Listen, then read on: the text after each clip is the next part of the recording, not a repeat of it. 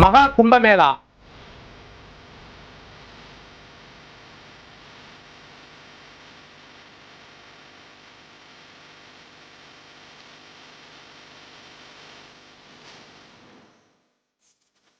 உலகின் மிகப்பெரிய ஆன்மீக ஒன்று கூடலாக இந்தியா தம்பட்டம் அடிச்சு கொண்டிருக்கிற இந்த மகா கும்பமேளாவுடைய காணொலிகளை உலக நாட்டில் உள்ள ஊடகங்களும் அந்த காணொலிகளை வெளியிட்டு இந்தியாவில மிகப்பெரிய ஒரு அநாகரிகம் நடந்து வருது அப்படின்னு சொல்லி அதை பரப்பிட்டு வராங்க.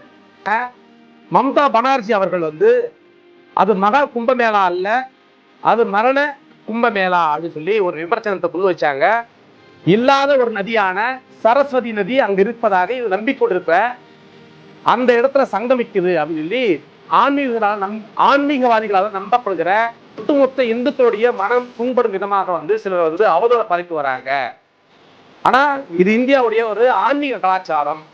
யோகி ஆதித்யநாத் சொல்லியிருக்காருல, நீங்க ஆன்மீக பயனை நீங்க பெறுங்க அப்படின்னு சொல்லி பாஜக அரசாங்கத்தாலும் நரேந்திர மோடி ஆட்களாலும் பரப்பப்பட்டு கிட்டத்தட்ட 50 கோடி பேர் இது புனித நீராடி இருப்பதாக உத்தரப்பிரதேச அரசாங்கம் சொல்லுது. 144 வருஷத்துக்கு முன்னாடி இந்த மாதிரி மகா கும்பமேளா நடத்துறதுன்னா ஒவ்வொரு விஷயத்தையும் ஆவணப்படுத்துகின்ற பிரிட்டிஷ் அரசாங்கம் இந்த விஷயத்தையும் ஆவணப்படுத்தி வச்சிருப்பாங்க. 1810களில் இந்த மாதிரி ஒரு மகா கும்பமேளா நடந்தது, புனித நீர் ஆடினாங்க அப்படின்னு சொல்லி பதிவு பண்ணியிருப்பாங்க. ஆனா அதுக்கான எவிடன்ஸ் எதுவுமே கிடையாது. ஆக முழுக்க முழுக்க இவங்க கதை கட்டி இந்தியாவோட மக்கள் மத்தியில பரப்புரை செஞ்சு மிகப்பெரிய ஒரு மார்க்கெட்டிங் செஞ்சு இந்த மகா கும்பமேளா நடத்திட்டு வராங்க. ஆனா கங்கை நதியுடைய பிஹெச் வேல்யூ பாத்தீங்கன்னா 10 விழுக்காடு சொல்லப்படுது. ஆனா மகா கும்பமேளா நடந்ததுக்கான ஆதாரங்கள் எங்கேயுமே கிடையாது, எவிடன்ஸே கிடையாது. ஆனா மகா கும்பமேளான்றது பிஜேபி தங்களை இருப்பை தக்க வைத்துக் கொள்வதற்காக இது விட்டுருக்கிற ஒரு கதைன்னு நான் சொல்லுவேன்.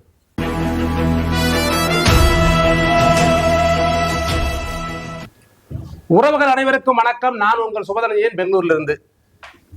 மகா கும்பமேளா உலகின் மிகப்பெரிய ஆன்மீக ஒன்று கூடலாக இந்தியா தம்பட்டம் அடிச்சு கொண்டிருக்கிற, இந்தியா பெருமைப்பட்டு கொண்டிருக்கிற இந்த மகா கும்பமேளாவுடைய காணொலிகளை உலக நாட்டில் உள்ள ஊடகங்களும் சோசியல் மீடியாக்களும் அந்த காணொலிகளை வெளியிட்டு இந்தியாவில மிகப்பெரிய ஒரு அநாகரிகம் நடந்து வருது அப்படின்னு சொல்லி அதை பரப்பிட்டு வராங்க. இந்த சூழல்ல தான் மேற்கு வங்காளத்துடைய முதலமைச்சரான மம்தா பானர்ஜி அவர்கள் அது மகா கும்பமேளா அல்ல, அது மரண கும்பமேளா அப்படின்னு சொல்லி ஒரு விமர்சனத்தை முன் வச்சாங்க. அந்த விமர்சனத்துக்கு ஆதரவு தரும் விதமா தேசிய மாசு கட்டுப்பாட்டு வாரியம் அவங்க ஒரு அறிக்கையை வெளியிட்டாங்க. என்னடான்னா, இந்த கும்பமேளா நடக்கிற இடம் பாத்தீங்கன்னா கங்கை யமுனா இந்த 2 நதியும் சந்திக்கிற இடம். இல்லாத ஒரு நதியான சரஸ்வதி நதி அங்க இருப்பதாக இவங்க நம்பிக்கொண்டிருக்கிற அந்த இடத்துல சங்கமிக்குது அப்படின்னு சொல்லி ஆன்மீகவாதிகளால நம்பப்படுகிற நதிகள் சங்கமிக்கிற அந்த இடத்துல மக்கள் புனித நீராடுகிற அந்த நீர்ல கோலிஃபார்ம் அப்படிங்கிற ஒரு வைரஸ் மிகப்பெரிய அளவில் பரவி இருப்பதாகவும் அதனால மிகப்பெரிய ஒரு தொற்று ஏற்பட இருப்பதாகவும் அந்த அறிக்கையில அவங்க சொன்னாங்க. இந்த 2 விஷயத்துக்கும் எதிர்ப்பு தெரிவிக்கும் விதமா உத்தரப்பிரதேச முதலமைச்சர் யோகி ஆதித்யநாத் ஒரு தகவலை நேற்று சொல்லியிருக்காப்ல. என்னடான்னா, இது இந்தியாவுடைய கலாச்சாரம், ஒட்டுமொத்த இந்துக்களுடைய மனம் புண்படும் விதமாக சிலர் அவதூற பரப்பி வராங்க.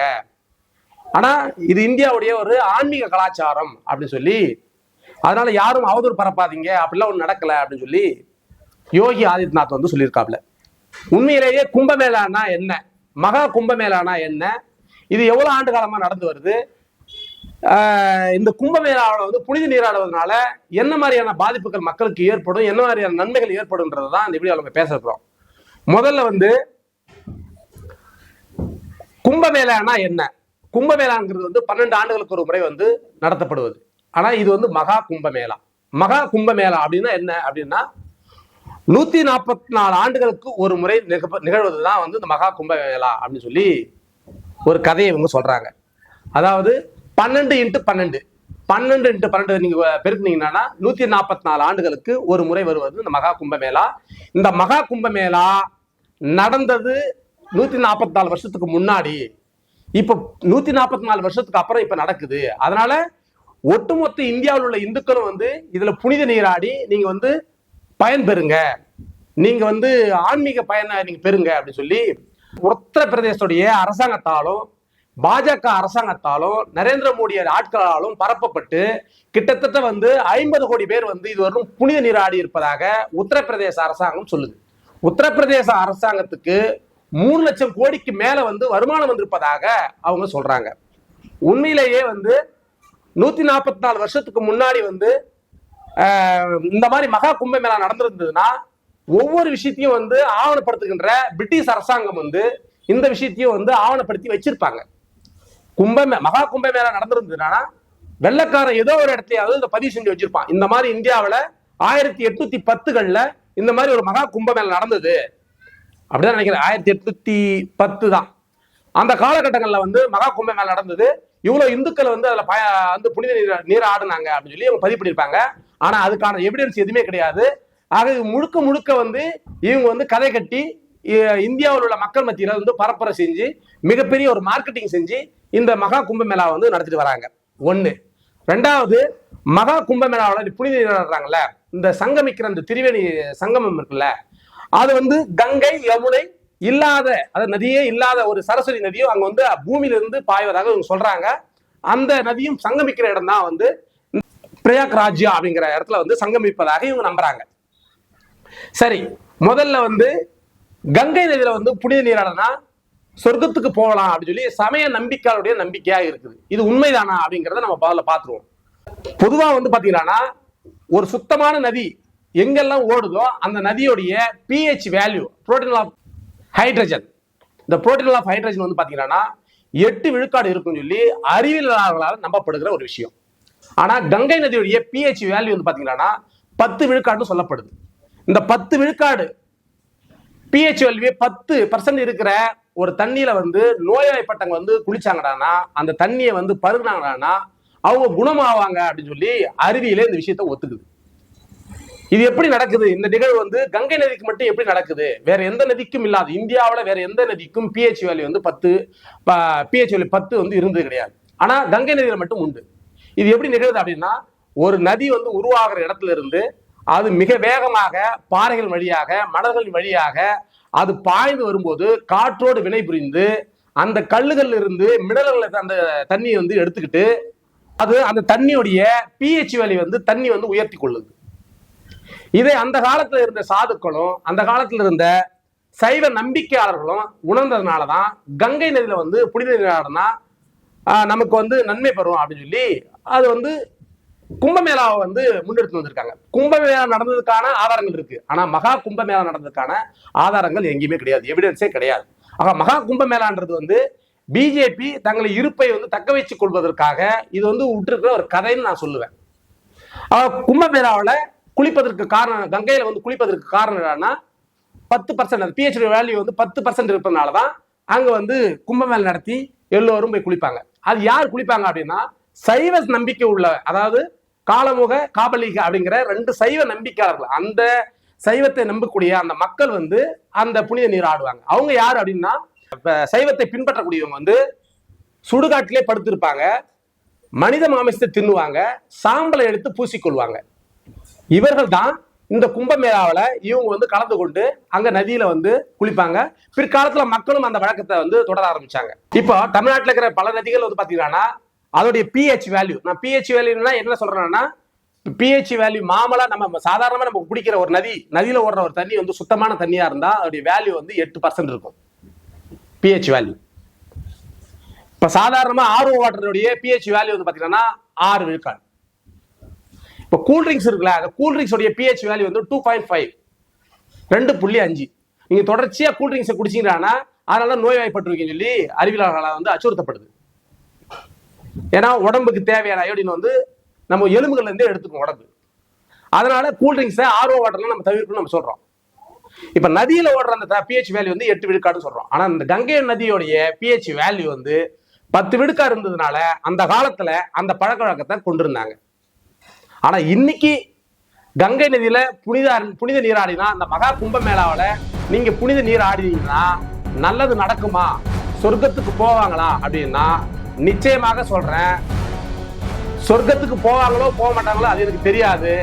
அவங்க நரகத்துக்கு போவது உறுதி. ஏன்டா இப்ப சமீபத்துல இந்த மாசு கட்டுப்பாட்டு வாரியம் வந்து கோலிஃபார்ம் அப்படிங்கிற ஒரு வைரஸ் வந்து அந்த தண்ணீரை வந்து கலந்திருப்பதாக சொல்றாங்க. எப்படி இந்த கோலிஃபார்ம் வந்து இந்த வைரஸ் வந்து எங்கிருந்து வருது அப்படின்னா மனித மரத்திலிருந்து தான் இந்த வைரஸ் வந்து எல்லா இடங்களுக்கும் பரவுது. அந்த கும்பமேளாவுக்கு போகிறவங்க என்ன பண்றாங்கன்னா அந்த தண்ணியை தான் குடிக்கிறாங்க, அந்த தண்ணீரை தான் குளிக்கிறாங்க. இதனால என்ன ஆகுறான்னா அந்த கும்பமேளாவை போனவங்களுக்கு வந்து நோய் தொற்று ஏற்படும். அவங்க வரும்போது வந்தா மட்டும் போதாது, நம்ம சுற்றி இருக்கிற உறவினர்களுக்கும் நண்பர்களுக்கும் அந்த தண்ணியை கொண்டு போய் கொடுக்குன்னு சொல்லி பொத்தால்ல அதாவது பாட்டில்ல ரொப்பிட்டு வந்து அது இங்க இருக்கிற மக்களுக்கும் கொடுக்குறாங்க.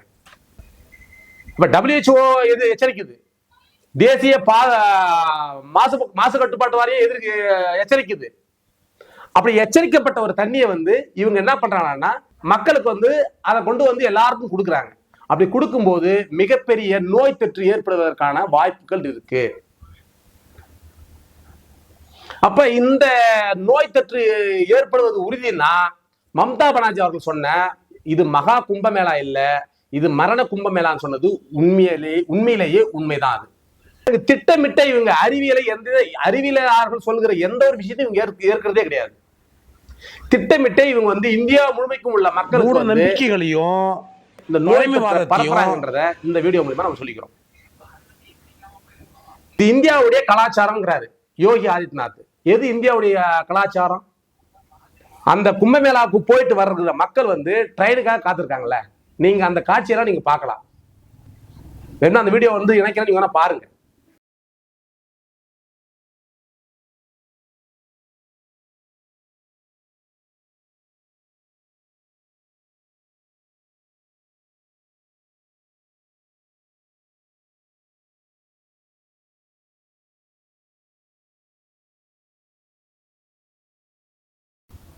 ரிசர்வேஷன் பண்ண அந்த ரிசர்வேஷன் அந்த பெட்டியில வந்து கண்ணாடியை உடைச்சு உள்ள நுழையிறான். அந்த ட்ரெயின்ல இடம் கிடைக்காத மக்கள் வந்து தொங்கிட்டு போறாங்க, அவங்க மேல வந்து தண்ணியை பீச்சு அடிக்கிறான். ஒரு ட்ரெயின் ஓட்டுற என்ஜின்ல வந்து உள்ள புந்துட்டு டிரைவருக்கு வந்து இடம் விட மாட்டேங்கிறான். அது மட்டும் இல்ல, இவ்வளவு கூத்தியம் செய்யற இவனுங்க தான் இந்தியாவுடைய கலாச்சாரம், நாங்க தான் இந்துக்களுடைய கலாச்சாரம் இது அப்படின்னு சொல்றானுங்க. இதுதான் இந்துக்களுடைய கலாச்சாரமா?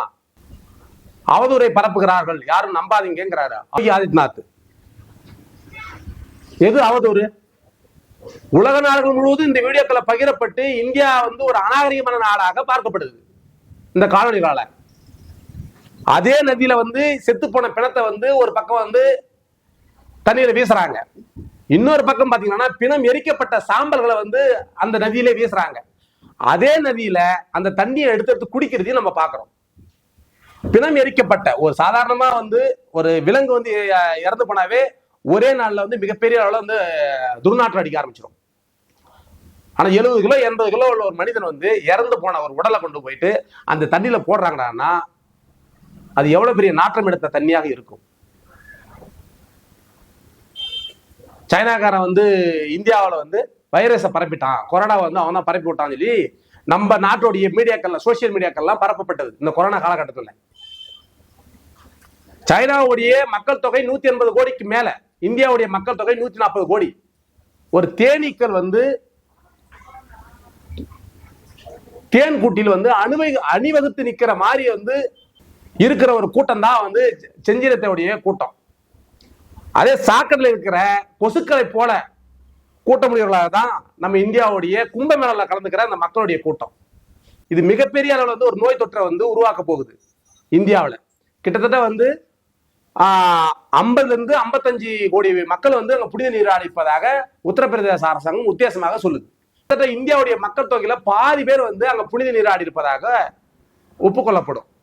அப்படி புனித நீராடும் பட்சத்துல அந்த பாதி மக்கள் இன்னும் இருக்கும் மக்களுக்கும் இந்த நோய் தொற்றை கோலிஃபார்ம்ங்கிற அந்த வைரஸை வந்து பரப்பிடுவதற்கான வாய்ப்பு இருக்கு. இந்த கோலிஃபார்ம்ன்றது வந்து டைபாய்டு, டெங்கு, மலேரியா இது போன்ற நோய்களை வந்து உருவாக்குன்னு சொல்றாங்க. இது மிகப்பெரிய ஒரு நோய் தொற்றை உருவாக்க போகுதுன்றத இந்த வீடியோ மூலமா சொல்லிக்கொண்டு இன்னும் ஒரு நல்ல ஒரு கண்டனோட உங்களை சந்திக்கும் வரை உங்களோட விடைபெறுகிறேன். நன்றி, வணக்கம்.